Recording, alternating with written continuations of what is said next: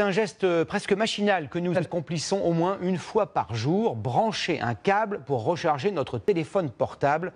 L'association UFC Que Choisir nous invite à la prudence. Les tests qu'elle a réalisés montrent que la moitié de ces chargeurs ne seraient pas aux normes.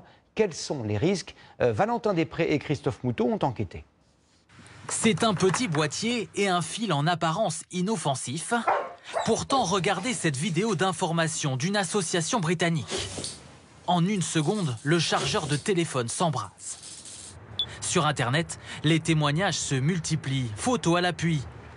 Dans son mensuel à paraître demain, cette association de consommateurs tire la sonnette d'alarme. Parmi les 20 chargeurs qu'elle a testés en laboratoire, plus de la moitié ne respectent pas les normes européennes de sécurité. Ceux-là sont carrément dangereux, c'est-à-dire que là, ils sont fabriqués vraiment à la va-vite, n'importe comment, les composants sont assemblés trop près, ou alors le port USB là, peut être ce qu'on appelle vivant, c'est-à-dire que le jus passe par là, donc il suffit que le chargeur reste branché au secteur, et là, on a de l'électricité qui passe, donc c'est quand même assez dangereux. Des modèles pour la plupart bas de gamme, importés de Chine sans aucun contrôle et vendus à très bas prix sur Internet. En rayon, certains clients sont particulièrement méfiants. Quand il faut changer, j'achète la marque de mon téléphone.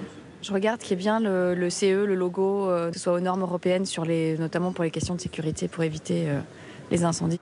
Il faut aussi, selon ce représentant des pompiers, éviter de charger son téléphone toute la nuit, notamment dans la chambre à coucher.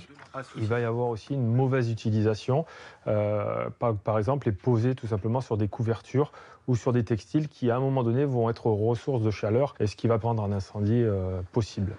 Privilégiez aussi plusieurs recharges de courte durée plutôt qu'un cycle complet et évitez de laisser votre chargeur branché lorsque vous ne l'utilisez pas.